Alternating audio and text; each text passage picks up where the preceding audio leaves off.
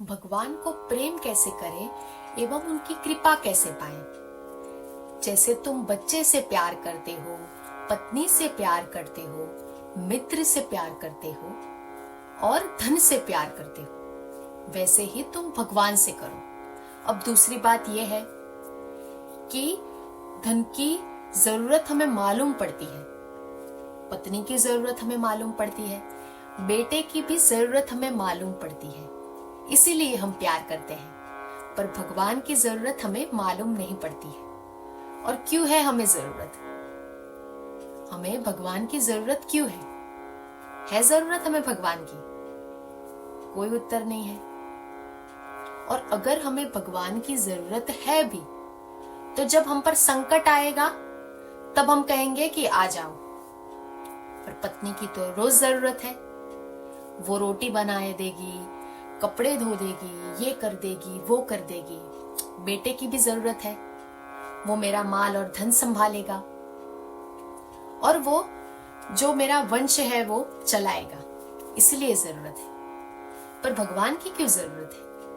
और भगवान की जानने में भी किसी की रुचि नहीं है। बस भगवान आ जाओ, ये कर जाओ, वो कर जाओ। पर मैं भगवान के बारे में क्यों जानूं?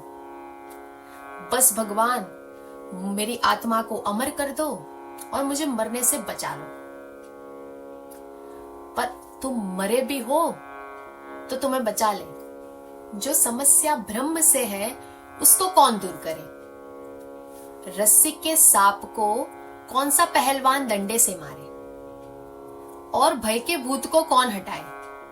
अभी कोई आदमी हो तो वो हटा भी दे तुम्हारे दिखने वाले ब्रह्म के भूत को, पर जो तुम्हारे भीतर का भूत है उसको कौन हटाए?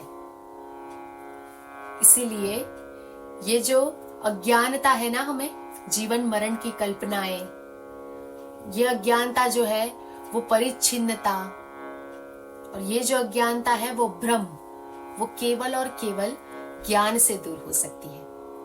और ज्ञान यानी कि परमात्मा का विरोध नहीं, पर ज्ञान से ये जानना कि परमात्मा क्या है, परमात्मा कहाँ रहते हैं। और भक्ति में हम कहते हैं कि जो परमात्मा है वो सर्वाधिष्ठान है, परमात्मा जो है वो सर्वाश्रय है, और परमात्मा वो है जिनके सब आश्रित हैं। तो कैसे?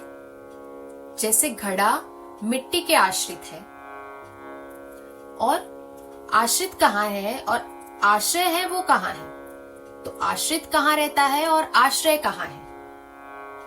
इसका पहले हमें जानना है कि देखो, हमें लगता है ना कि वो कहीं बाहर से आकर टपकेगा हमारे सिर के ऊपर।